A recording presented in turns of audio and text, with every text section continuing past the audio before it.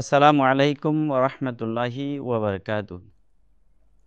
আলহামদুলিল্লাহি রব্বিল আলামিন ওয়াল আকিবাতু লিল মুত্তাকিন ওয়াসসালাতু ওয়াসসালামু আলা রাসূলিল করিম ওয়া আলা আলিহি ওয়া আসহাবিহি আজমাইন, আম্মা বা'দ।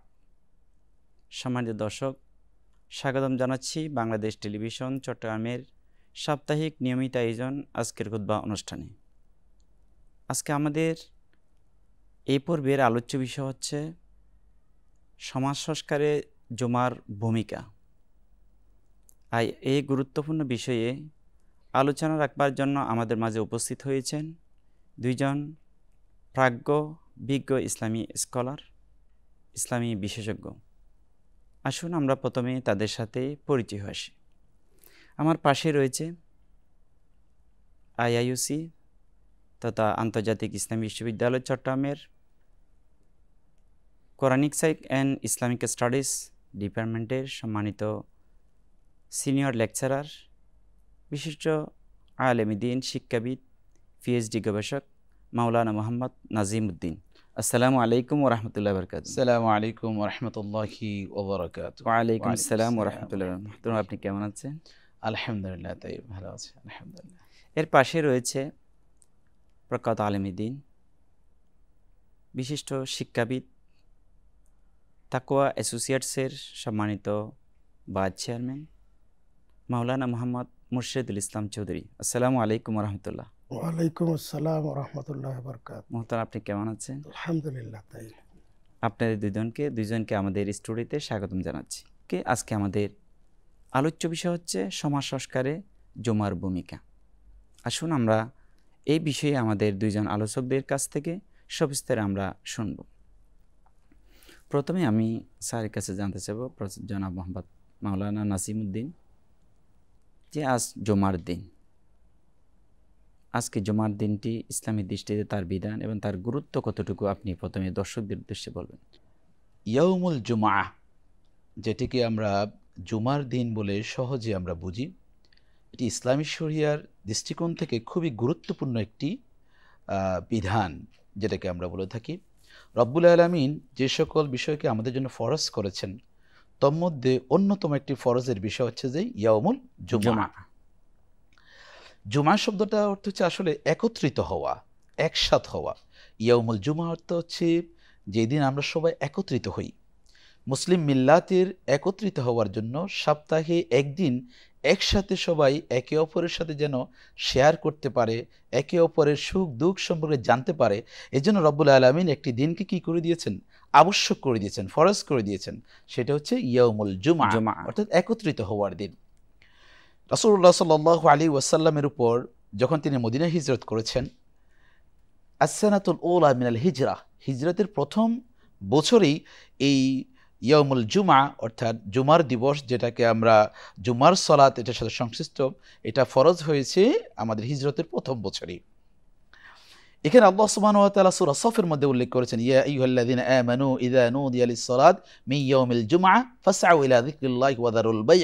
আল্লাহ সুবহানাহু ওয়া তাআলা জুমার দিবসকে গুরুত্ব দিতে গিয়ে সালাতুল জুমাকে এত বেশি গুরুত্ব দিয়েছেন যে ফাসআউ ইলা যিকরিল্লাহ, ফাসআউ ইলা যিকরিল্লাহ, এই দিনে রব্বুল আলামিন মুমিন বান্দাদেরকে বলছেন, মুসলিমদেরকে বলছেন, ফাসআউ ইলা যিকরিল্লাহ, আল্লাহর জিকিরের জন্য তোমরা দৌড়াতে থাকো। এই যে ফাসআউ শব্দটা ইউজ করেছেন, ফাসআউ এটা আমরের শব্দ ইউজ করেছেন, তোমরা দৌড়াতে থাকো। কোরআনের মধ্যে যখন কোনো আমর শব্দটা আসে, ওই আমরটা লিল উজুবের জন্য এসেছে, আমাদের জন্য আবশ্যক, ওয়াজিব হয়ে যায় দৌড়িয়ে যাওয়া জুমার দিবসের জন্য, জুমার সালাতের জন্য।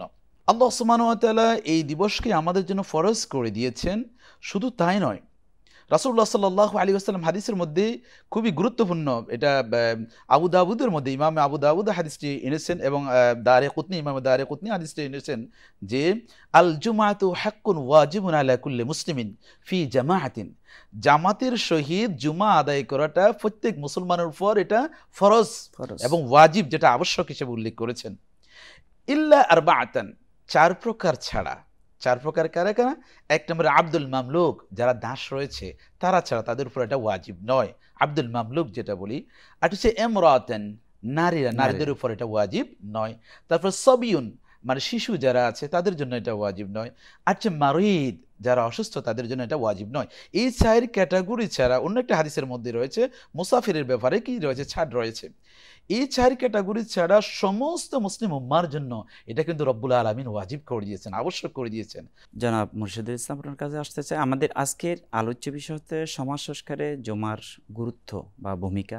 মুসলিম মিল্লাতের কাছে একটি মুসলিম সমাজের জন্য একটি সমাজটাকে পরিচালনার ক্ষেত্রে জুমার দিনটিকে একটি গুরুত্বপূর্ণ ভূমিকা পালন করে। তো একটি সমাজকে কীভাবে সংস্কার করা যায় এ বিষয়ে জুমার দিন কী ভূমিকা রাখে? নবী করিম সাল্লাল্লাহু আলাইহি ইসলাম সপ্তাহে একদিন সমস্ত মুসলমানদেরকে ঐক্যবদ্ধ করতেন বিগত সপ্তাহের আমাদের সমস্যাগুলো এবং আগামী সপ্তাহের করণীয়গুলো মুসলমানদের সামনে তুলে ধরার জন্য। ওই করণীয় তুলে ধরতে গিয়ে সমাজের যত বিশৃঙ্খলা, অসুন্দরতা সবগুলো সেখানে চলে আসতো এবং করণীয় যা যা আছে এই বিশৃঙ্খলা অসুন্দরতার বিপরীতে একটা মানব সভ্যতাকে সঠিকভাবে গড়ে তোলার জন্যে যা যা করণীয় তিনি সেটা মানুষের সামনে তুলে ধরতেন। বেহায়াপনা, এই যে অনৈতিকতা, অসুন্দরতা যে সয়লাভ চলছে, এর বিপরীতে যদি আমাদের খতিব মহোদয়গণ একযোগে কথা বলেন। এখন আলহামদুলিল্লাহ আমরা একটা ফেসবুক হোয়াটসঅ্যাপ গ্রুপ দেখতেছি, একজন খতিব একজন দায়ী, একটা হোয়াটসঅ্যাপ গ্রুপ আমরা এখন দেখতেছি। এটা মনে হয় নাজিম ভাই অ্যাডমিন আছেন, অসংখ্য ওখানে খতিবরা ওখানে সংযুক্ত আছেন এবং ওনারা খুব সুন্দরভাবে এই জুমায় খুতবা কী হতে পারে সেন্ট্রালি সেটা ঢাকা থেকে ওনারা প্রচার করতেছেন এবং খতিবরা ওনাদের মতো করে ওই খুতবার আলোকে খুতবা দিচ্ছেন। তাহলে এইভাবে করে যদি গোটা বাংলাদেশ একযোগে কথা বলে, সমস্ত খতিবরা এক নিয়মে এক প্রয়োজনে কথা বলে, তাহলে মানুষ পরিবর্তন হতে বাধ্য। আসলে আমাদের মানুষগুলো না জানার কারণে, না বুঝার কারণে অসুন্দরতার দিকে বেশি ধাবিত হয়। বেশিরভাগ মানুষ মুসলমান হলো ইসলাম সম্পর্কে অজ্ঞ, ইসলামের মৌলিক বিধান সম্পর্কে অজ্ঞ।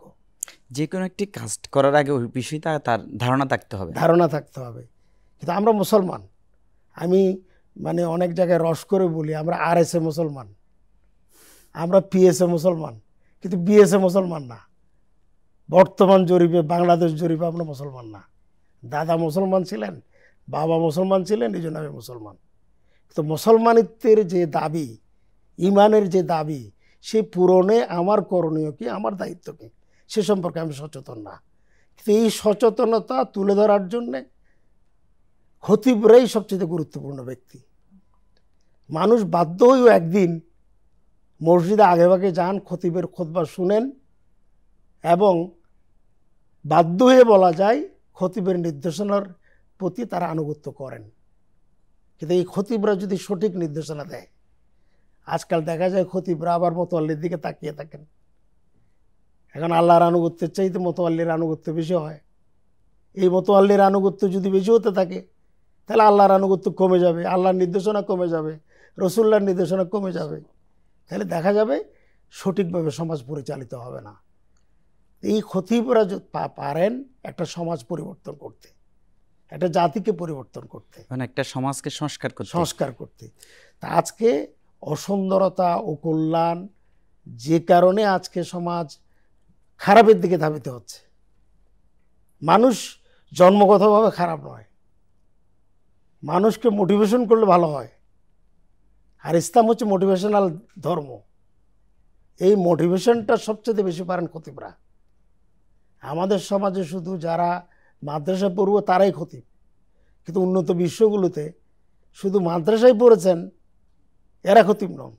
ওনারা মাদ্রাসায় পড়েছেন, ইংরেজি শিক্ষিত, ডাক্তারও, ওনারা আবার মসজিদে গিয়ে খুতবাও দেন।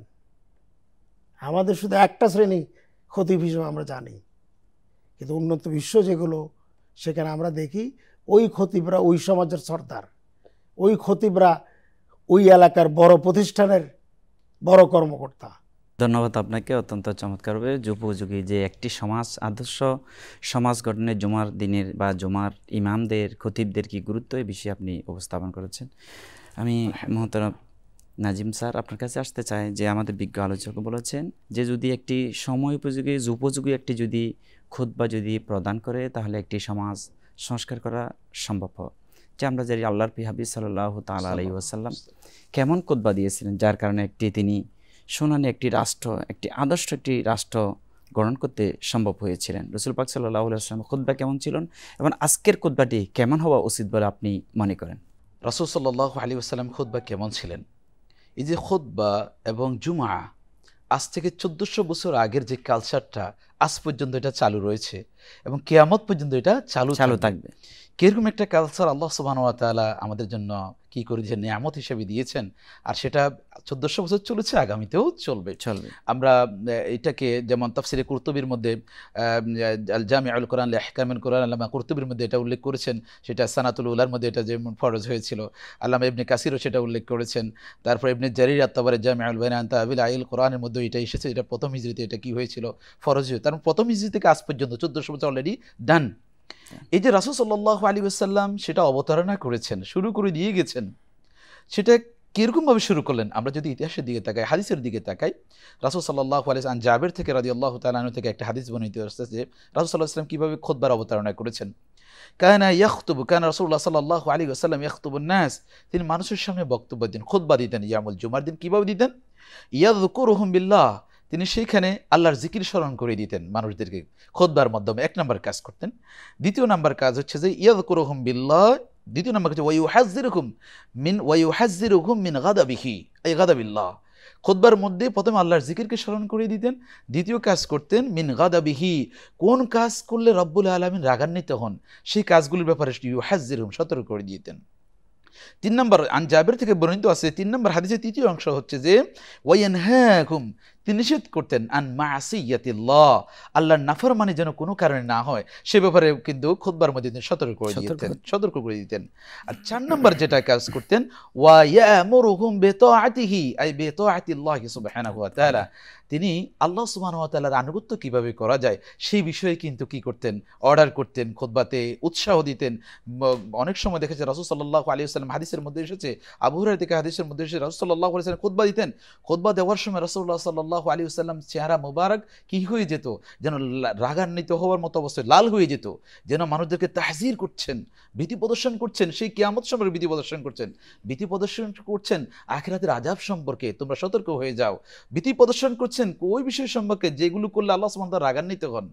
আবার মানুষদেরকে উৎসাহ দিচ্ছেন তোমরা আল্লাহর আনুগত্য করো, তোমরা যে কুল ইন কুনতুম তুহিব্বুনাল্লাহ ফাত্তাবিউনি, তোমরা যে আল্লাহকে ভালোবাসতে চাও আমাকে অনুসরণ করো, এভাবে মানুষদেরকে উৎসাহ দিতেন। তাহলে রাসূলুল্লাহ সাল্লাল্লাহু আলাইহি ওয়াসাল্লামের খুতবার মধ্যে জিকির ছিল, রাসূলুল্লাহ সাল্লাল্লাহু আলাইহি ওয়াসাল্লামের খুতবার মধ্যে তাহজির ছিল, অর্থাৎ ভীতি প্রদর্শন ছিল।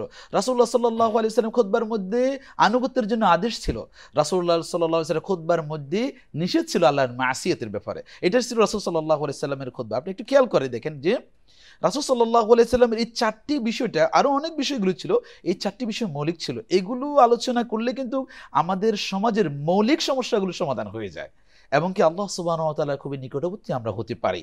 একজন খতিবের জন্য কি রকম খুতবা হওয়া প্রয়োজন? আলহামদুলিল্লাহ, রাসূল সাল্লাল্লাহু আলাইহি ওয়াসাল্লাম যে খুতবাটা দিয়েছেন, জাবের থেকে যে হাদিসটা বর্ণিত আছে যে এই আলোকে যদি আমরা দেখি রাসূল সাল্লাল্লাহু আলাইহি ওয়াসাল্লামের যুগ চলে গিয়েছেন, আপনি তো ইতিহাস দেখলে দেখবেন অথবা হাদিস দেখলে দেখতে পাবেন, রাসূলের যুগ চলে গেল, সাল্লাল্লাহু আলাইহি ওয়াসাল্লাম সাহাবীদের আজমাইনদের যুগ চলে গেল, সর্বশেষ ওমর ইবনে আব্দুল আজিজ রাহিমাহুল্লাহ, ওমর ইবনে আব্দুল আজিজ যাকে আমরা পঞ্চম খলিফা হিসেবে সবাই বলে থাকি আমরা, যদিও এটার ব্যাপারে অনেকের দ্বিমত রয়েছে, কিন্তু ন্যায় নিষ্ঠার ব্যাপারে উনি যেরকম একটা দৃঢ়তা স্থাপন করেছিলেন উমাইয়া খেলাফতের একজন খলিফা হিসেবে, এটা আসলে ইতিহাসে বিরল। ওই যে ওমর ইবনে আব্দুল আজিজ রাহিমাহুল্লাহ 99 হিজরিতে তিনি এই জুমার খুতবার দ্বিতীয় অংশে সানি খুতবাতে একটি কোরআনের আয়াত সংযুক্ত করে দিয়েছিলেন। সেই কোরআনের আয়াতটা হচ্ছে আমরা এখনো বলে থাকি, দেখেন আজ থেকে 99 হিজরি হলে আজ থেকে প্রায় 1300 বছর আগে রাসূল সাল্লাল্লাহু আলাইহি ওয়াসাল্লামের যুগের পরেই ওমর ইবনে আব্দুল আজিজ 99 হিজরিতে যখন আসলেন, তিনি 2 বছর খেলাফতের আধিষ্ঠিত ছিলেন। উনি তার খেলাফতের টাইমের মধ্যে খুতবার মধ্যে দ্বিতীয় অংশে উনি একটি কোরআন আয়াত কি করেছেন, অ্যাড করে দিয়েছেন। সেটা কি, ইন্নাল্লাহা ইয়া'মুরু বিল আদলি ওয়াল ইহসান ওয়া ইতা'i যিল কুরবা ওয়া ইয়ানহা আনিল ফাহশাই ওয়াল মুনকারি ওয়াল বাগই ইয়া'iযুকুম লাআল্লাকুম তাযাক্কারুন। আল্লাহু আকবার। এই যে ওমর ইবনে আব্দুল আজিজ যে কথাটা অ্যাড করে দিয়েছিলেন, এটাই ছিল রাসূলুল্লাহ সাল্লাল্লাহু আলাইহি সাল্লামের খুতবা দেওয়ার পদ্ধতি, যেটা ওমর ইবনে আব্দুল আজিজ রাহিমাহুল্লাহ কি করেছেন, তার সানি খুতবার সাথে দিয়ে অ্যাড করে দিয়েছেন। আমি মনে করি আজকের যুগের একজন খতিবদের উচিত যে সেই আধুনিক যুগের, যেটা আমরা আধুনিক যে খুতবাটা আমরা পড়ে থাকি, এই খুতবা ওমর ইবনে আব্দুল আজিজ রাহিমাহুল্লাহ যেটা শুরু করে দিয়েছেন, সেটা যদি মেনে চলতে পারে তাহলে আমাদের খুতবাটা একদম যুগ উপযোগী হয়ে যায়, সমাজ সংস্কারের ক্ষেত্রে ভূমিকা রাখতে পারে। সেটা কি, ইন্নাল্লাহা ইয়া'মুরু বিল আদল ওয়াল ইহসান ওয়া ইতা'i যিল কুরবা। আল আদল ওয়াল ইহসান ওয়া ইতা'i যিল কুরবা, তিনটি হচ্ছে যে রাষ্ট্র পরিচালনার মূলনীতি। এই তিনটি হচ্ছে যে মৌলিকভাবে রাষ্ট্র পরিচালনার মূলনীতি, যেটা আদল থাকতে হবে রাষ্ট্র পরিচালনা করতে হলে। একজন খতিব যখন খুতবার মধ্যে আদল সম্পর্কে কথা বলবে, জনগণকে উৎসাহ করবে, মুমিনদেরকে উৎসাহ করবে, তাহলে রাষ্ট্র কখনো বাঁকা দিকে যাওয়ার কোনো সুযোগ থাকে না। একজন খতিব যখন বলবে ইহসান সম্পর্কে কথা বলবে, দয়া সম্পর্কে কথা বলবে, রাসূল সাল্লাল্লাহু আলাইহি ওয়াসাল্লাম অসংখ্য হাদিস রয়েছে ইহসানের উপর, ওয়াহসিনু ইন্নাল্লাহা ইউহিব্বুল মুহসিনিন, আল্লাহ সুবহানাহু ওয়া তাআলা কোরআনের মধ্যে বলেছেন ওয়াহসিনু ইন্নাল্লাহা ইউহিব্বুল মুহসিনিন, ও আমার গোলামেরা, ও আমার বান্দারা ইহসান করো, ইহসান করো, নিশ্চয় আল্লাহ সুবহানাহু ওয়া তাআলা মুহসিনদেরকে পছন্দ করেন। তার মানে ইহসান হচ্ছে যে রাষ্ট্র পরিচালনার মূলদণ্ড একটা। সবসময় আপনি কঠিন হতে পারবেন না, আপনার আদলের উপর লেভেল হচ্ছে ইহসান। কিছু কিছু সময় আপনি আদল করলেন, যেমন আমি আমার কোম্পানির যারা রয়েছে, আমার স্টাফ রয়েছে, তাদেরকে আদল করে আমি তার স্যালারি দিতে পারি, 1000 টাকা স্যালারি দিতে পারি, কিন্তু ইহসান হচ্ছে যে আমি খুশি হয়ে তাকে আরো 1000 না 10,000 টাকাও দিতে পারি, এটা হচ্ছে ইহসান। এই জন্য রাষ্ট্র পরিচালনার ক্ষেত্রে ইহসান খুবই গুরুত্বপূর্ণ। আর এটাই এই কোরআনের আয়াতের 2 নম্বর বিষয়, আল আদলু ওয়াল ইহসান। তৃতীয় হচ্ছে ওয়া ইতা'i যিল কুরবা, এটা হচ্ছে নিকটাত্মীয়দের হক আদায় করা। দেখেন আজকের সমাজ ভঙ্গুর হওয়ার জন্য, সমাজটা ভেঙে যাওয়ার জন্য কিন্তু এটা গুরুত্বপূর্ণ একটা ল্যাকিংস রয়েছে, আমরা নিকট আত্মীয়দের হকগুলো আদায় করি না। ওয়া ইতা'i যিল কুরবা, এখানে খুতবার মধ্যে যখন ইমাম সাহেব, খতিব সাহেব আদলের কথা বলবে, ইহসানের কথা বলবে, রাষ্ট্র শৃঙ্খলা হয়ে যাবে। ইহসান বললে রাষ্ট্র ইহসানের দৃষ্টিতে চলে আসবে, আর যখন ইতা'i যিল কুরবা বলবে, সমাজের মধ্যে আমাদের কি হয়ে যাবে, একে অপরের যে হকগুলো আছে সেই হকগুলো আদায় হয়ে যাবে। আপনার কাছে জানতে চাইবো, আজকে আমাদের যে আধুনিক সমাজ, আমরা তথ্য প্রযুক্তির আজকে যুব সমাজ, আমাদের একটি সমাজের, আমাদের রাষ্ট্রের একটি বিশাল একটি অংশ হচ্ছে যুব সমাজ। আজকে তথ্য প্রযুক্তির অপব্যবহারের কারণে দেখতে চাই আমাদের যুব সমাজ তাদের নৈতিক চরিত্র অবক্ষ হয়ে যাচ্ছে। আজকে জুমার দিন, জুমার খুতবা, তার জন্য একজন যুব সমাজের নৈতিক অবক্ষয় রোধে কী ভূমিকা রাখতে পারে? আমরা তথ্য প্রযুক্তির অপব্যবহারটা যেভাবে দেখছি, এটা সঠিক ব্যবহার যদি ঠিকভাবে করা যায়, অপব্যবহারটা বন্ধ হয়ে যাবে। যে জুমার দিন একজন মুসলমানের জন্য আত্মশুদ্ধির অন্যতম একটি মাধ্যম। আজকে জুমার দিন আমরা ইবাদত বন্দেগীর মাধ্যমে, আল্লাহ জিকিরের মাধ্যমে আমরা আত্মশুদ্ধির একটি অন্যতম নিদর্শন হচ্ছে আজকের এই জুমার দিন। এই বিষয়ে আপনি কীভাবে মূল্যায়ন করবেন? এটাকে এইভাবে উপলব্ধি করা অনেকটা ভুলেই গিয়েছি যে আমাদের আত্মশুদ্ধি, আমাদের গুনাহ মাপের একটি সুবর্ণ সুযোগ রব্বুল আলামিন আমাদের করে দিয়েছেন এই যে ইয়াউমুল জুমার দিবসে। এটা আমরা অনেকটা এভাবে ধারণ করি না, এটা আমাদের জন্য খুবই দুর্ভাগ্যের বিষয়। আমরা জুমার দিনে অনেক আয়োজন নিয়ে ব্যস্ত থাকি, যেখানে রাসূল সাল্লাল্লাহু আলাইহি ওয়াসাল্লাম হাদিসের মধ্যে রয়েছে যেই দিনগুলোর মধ্যে রব্বুল আলামিন দোয়া কবুল করেন, ওই রাতগুলোর মধ্যে তোমাদের জুমার রাতটা অন্যতম। আমরা ওইভাবেই ধারণ করতে পারি নাই। অথচ রাসূল সাল্লাল্লাহু আলাইহি ওয়াসাল্লাম আরেকটি হাদিসের মধ্যে এসেছে, যেটা আবি দাউদের মধ্যে এসেছে, তারপর ইমাম দারিকুতনিও হাদিসটা নিয়ে এসেছেন, সহিহ ইবনে হিব্বানের মধ্যেও হাদিসটা এসেছে, যে সেখানে রাসূল সাল্লাল্লাহু আলাইহি ওয়াসাল্লাম স্পষ্ট উল্লেখ করে দিতেন আসসালাতু ইলাস সালাত, আসসালাওয়াতু ইলাস সালাত, এক সালাত থেকে অপর সালাত পর্যন্ত, ওয়াল জুমআতু ইলাল জুমআ, এক জুমা থেকে অপর জুমা পর্যন্ত, ওয়া রমাদান ইলা রমাদান, এক রমাদান থেকে অপর রমাদান পর্যন্ত, মুকাফফিরাতুন বাইনাহুন্না, মানুষ যে গুনাহগুলো করে থাকে এই গুনাহগুলোর জন্য কাফারা হয়ে যায়। সুবহানাল্লাহ, সুবহানাল্লাহ, কিভাবে আমরা এগুলো ভুলে যাই। ইজা জুতুনিবা মিনাল কাবায়ের, যদি কবিরা গুনাহ থেকে সে মুক্ত থাকে, ইজা জুতুনিবাতিল কাবায়ের মিনাল কাবায়ের, যদি কবিরা গুনাহ থেকে মুক্ত থাকে। আও কামা কান আলাইহিস সালাতু ওয়াস সালাম, রাসূল সাল্লাল্লাহু আলাইহি সাল্লামের যে এই হাদিসটির মধ্যে কত রকমের আমাদের জন্য অপরচুনিটি, যে সারা একটা সপ্তাহ যদি আমরা যে ছোট ছোট গুনাহগুলো করেছি, এই গুনাহগুলো যদি আমরা মাপ পেতে চাই, রব্বুল আলামিন 7ম দিন আমাদের সুযোগ করে দিয়েছেন যে গুনাহগুলো তোমরা মাপ নিয়ে চলে যাও। যদি তোমরা গত জুমাতে থেকে এই জুমাটা, 2টি জুমা যদি মসজিদে আদায় করো, জামাতের সহিত আদায় করতে পারো, রব্বুল আলামিনের কাছে যদি কায়ে মনোবাক্যে সেটা ক্ষমা চাও, রব্বুল আলামিন এই 7 দিনের তোমাদের যদি কবিরা গুনাহগুলো না থাকে, সগীরা গুনাহগুলোকে মাফ করে দিবে। সুবহানাল্লাহ। এটা খুবই একটি সুন্দর একটি সুযোগ। যে রূপভাবে বলেছেন এক সলাত অপর সলাতের মধ্যখানে যে গুনাহগুলো আমরা করে থাকি, যদি 2টি সলাত আমরা আদায় করে থাকলে মাঝখানে সগীরা গুনাহগুলোকে আল্লাহ মাফ করে দিবে। অনুরূপভাবে বলেছে এক রমাদান থেকে অপর রমাদান যদি আমরা সঠিকভাবে আদায় করতে পারি, মাঝখানে যে গুনাহগুলো আমরা করেছি রব্বুল আলামিন সেই সগীরা গুনাহগুলোকে মাফ করে দিবে। অনুরূপভাবে রব্বুল আলামিন বলেছেন আমার বান্দারা যদি, তাদের জন্য আরেকটি সুযোগ দেওয়া হলো, সেটা হচ্ছে এক জুমা থেকে অপর জুমা, এই 7 দিন থেকে অপর 7 দিন পর্যন্ত মাঝখানে যে গুনাহগুলো করবে, এটা আত্মশুদ্ধির সুবর্ণ একটা সুযোগ। জুমাতে খুতবা দিতে যাই, এক জুমাতে সামনের কাতারে কিছু মানুষকে দেখি, হয়তো আগামী জুমাতে ওনাদেরকে দেখি না, গত জুমাতে দেখছি আজকে জুমাতে দেখছি না, এরকম অনেক দিন হয়েছে। আফসোস, কোন পরের জুমা থেকে যে আমাকে দেখা যাবে জানি না আমার জুমা কি আজকে শেষ কিনা। তাহলে আত্মশুদ্ধির যে সুযোগটা রব্বুল আলামিন আমাকে এই জুমার মাধ্যমে দিয়েছেন, যদি সেটা আমি কাজে লাগাতে পারি, তাহলেই আমার জীবনের সফলতা। কিন্তু যদি না কাজে লাগাতে পারি, রাসূলুল্লাহ সাল্লাল্লাহু আলাইহি ওয়াসাল্লাম খুবই সতর্ক করেছেন। এই হাদিসটি তিরমিজির মধ্যে এসেছে যে মান তারাকা সালাসা জুমাইন, যে ব্যক্তি 3টি জুমা তাহাবুনান, ইচ্ছাকৃতভাবে, অলসতার ভাবে, অ্যাঙ্কারগুলোভাবে 3টি জুমা কি করে দিল, ছেড়ে দিল। আমাদের অনেক ভাইরা আছেন ব্যবসা বাণিজ্য অনর্থক কাজে এরকম জুমাগুলো ছেড়ে দেয়। যে রাসূল সাল্লাল্লাহু আলাইহি ওয়াসাল্লাম বলেছেন যে ব্যক্তি ফরফর 3টি জুমা এরকম ভাবে ছেড়ে দিল, তবা আল্লাহু ফি কলবিহি, রব্বুল আলামিন তার কলবের উপর সিল মেরে দেন। নাউযুবিল্লাহ। আল্লাহর কাছে পানা চাচ্ছি আল্লাহ যেন এরকম গোলামি থেকে আমাদেরকে মুক্ত রাখে। 3টি জুমা যদি আমরা ফরফর যদি ত্যাগ করে ফেলি, 3টি জুমা যদি ফরফর অনিচ্ছাকৃতভাবে ইচ্ছাকৃতভাবে আমরা যদি দুনিয়াবি কাজের জন্য ব্যস্ত হয়ে জুমাকে যদি আমরা মিস করে ফেলি, তাহলে তবা আল্লাহু ফি কলবিহি, আল্লাহ সুবহানাহু ওয়া তাআলা ওই গোলামের হৃদয়ের মধ্যে কিন্তু সিল মেরে দিবেন, অর্থাৎ সে হেদায়েত পাবে কিনা জানি না। সম্মানিত দর্শক শ্রোতা এবং কি আমাদের যারা শুনছেন, এই জুমাটা হচ্ছে আমাদের আত্মশুদ্ধির এবং কি ক্ষমা নেওয়ার সুবর্ণ একটা সুযোগ। জুমার দিনের রাত এবং জুমার দিন আমরা যেন কাজে লাগিয়ে রব্বুল আলামিন থেকে আমরা গুনাহ মাফ নিতে পারি, রব্বুল আলামিন যেন সেই সুযোগটা আমাদের করে দেন। ধন্যবাদ, অত্যন্ত চমৎকারভাবে বলছেন। আজ জুমার দিন সর্বপ্রথম আলোচনা বলছেন জুমার শব্দের অর্থ হচ্ছে মুসলিম মিল্লাতের মিলন মেলা। আজকে আমরা দেখি আমাদের সমাজ, আমরা ভিন্নতা, আমরা যেখানে যাই মুসলমানরা সেখানে ইখতিলাফ মতানৈক্য রয়েছে। আজকে জুমা শব্দের অর্থ হচ্ছে ঐক্যমত হওয়া, মুসলিম মিল্লাতের ঐক্যের অন্যতম বন্ধন হচ্ছে এই জুমা। তো আজকে এই জুমার দিন কিভাবে মুসলিম মিল্লাতের কাছে একটি সমাজের মধ্যে, সমাজ মানে হচ্ছে রাষ্ট্র, অংশ হচ্ছে সমাজ, একটি সমাজ কিভাবে ঐক্যবদ্ধ হতে পারে জুমার মাধ্যমে। আমি গত কিছুদিন আগে একটা গ্রামে একটা দাওয়াতে যাচ্ছিলাম।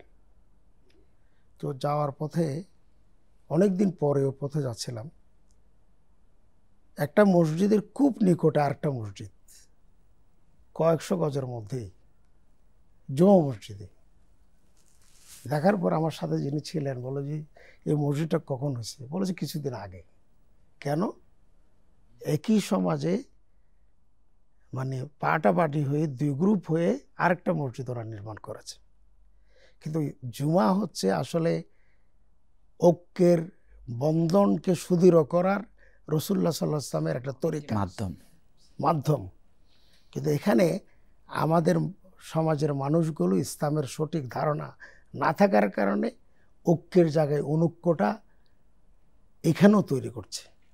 কিন্তু এই জন্য সবচেয়ে বড় দরকার জ্ঞান, সবচেয়ে বড় দরকার জানা। আল্লাহ রাব্বুল আলামিন সূরা রাদে বলেছেন আফামাইয়া আলামু আন্নামা উনজিলা ইলাইকা মির রাব্বিক কামান হুয়া আমা ইন্নামা ইয়াতাযাক্কারু উলুল আলবাব। যে ব্যক্তি জানে এবং যে ব্যক্তি জানে না দুজনকে এক হয়ে যাবে। উলুল আলবাব হচ্ছে, উলুল আলবাব মানে ইমানদারের একটা গুরুত্বপূর্ণ শ্রেণী। উলুল আলবাব হচ্ছে তারা যারা জ্ঞান বুদ্ধি বিবেচনার ভিত্তিতে জীবনকে পরিচালনা করে। আসলে জানার অভাবের কারণে, জ্ঞানের অভাবের কারণে আজকে অনৈক্যটা বিভিন্নভাবে বাড়ছে। এই জন্য আমি সবচেয়ে বেশি উপলব্ধি করি কোরআন হাদিসের জ্ঞানের চর্চাটা শুধুমাত্র আলেম ওলামারা করবে এটা নয়। এখন কোরআন হাদিসের জ্ঞানের চর্চা করার অসংখ্য মাধ্যম আছে। সমাজের মানুষগুলো বিজ্ঞানের চর্চা করতে পারে, গণিতের চর্চা করতে পারে, কিন্তু চাইলে তো কোরআনের চর্চাও করতে পারে। এই কোরআনের চর্চাটা যদি বাড়ানো যায়, হাদিসের চর্চাটা যদি বাড়ানো যায়, তাইলে যেমন আপনি কিছুক্ষণ তথ্য প্রযুক্তি আমাদের জন্য, আমাদের জ্ঞানকে শানিত করার জন্য একেবারে তথ্য আমাদের হাতের নাগালে মোবাইল আছে, আমরা চাইলে আমার জ্ঞানকে শানিত করতে পারি আমার এই মোবাইলের মাধ্যমে। কিন্তু তথ্যটা আপনি খারাপ মানুষের, এই প্রযুক্তিটা খারাপ মানুষের হাতে থাকার কারণে আমাদের যুবকদেরকে খারাপ করছে। কিন্তু আমাদের ভালো মানুষ যারা, আমাদের আলেম ওলামা যারা, জ্ঞানে সমৃদ্ধ যারা, তারা যদি এই প্রযুক্তিটাকে ব্যবহার করে তাহলে যুব সমাজকে ভালোর দিকে তো অবশ্যই আনতে পারে। এই জন্য আমি বিশেষভাবে এটার জন্য প্রয়োজন মনে করছি বেশি করে জানা, বেশি করে জ্ঞান অর্জন করা। আর এই জ্ঞান সবচেয়ে উত্তম জ্ঞান হচ্ছে কোরআনের জ্ঞান, এরপর রাসূলুল্লাহর হাদিসের জ্ঞান, এরপর হচ্ছে দুনিয়ার জ্ঞান। আর দুনিয়ার সব জ্ঞান কোরআন হাদিসের মধ্যে রয়েছে।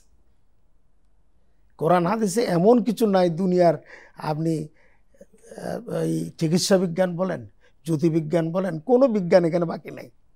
কিন্তু আপনি কোরআন হাদিস থেকে আমরা দূরে সরে যাচ্ছি, দুনিয়ার সব কিছুর মধ্যে আমরা বেশি সম্পৃক্ত হচ্ছি। এই কারণে আজকে এই যে সমাজের অসঙ্গতি, বিশৃঙ্খলা, সমাজের অসুন্দরতাগুলো বাড়ছে। ধন্যবাদ আপনাকে, আপনাদের দুইজনকে অসংখ্য ধন্যবাদ অত্যন্ত চমৎকারভাবে কোরআন এবং হাদিসের আলোকে আজকে বিষয়ের আলোকে আলোচনা রাখবার জন্য। সম্মানিত দর্শক, আজকে আমাদের বিজ্ঞ দুইজন আলোচকদ্বয় সমাজ সংস্কারে জুমার দিনের ভূমিকা এ বিষয়ে অত্যন্ত চমৎকারভাবে আলোচনা করেছেন। এতক্ষণ পর্যন্ত আমাদের সাথে যারা ছিলেন সবাইকে আবারও আন্তরিক ধন্যবাদ, মোবারকবাদ জানিয়ে আজকের মতো এখানে বিদায় নিচ্ছি। ওয়া মা তৌফিকে ইল্লা বিল্লাহ। আসসালামু আলাইকুম ওয়া রাহমাতুল্লাহি ওয়া বারাকাতুহু।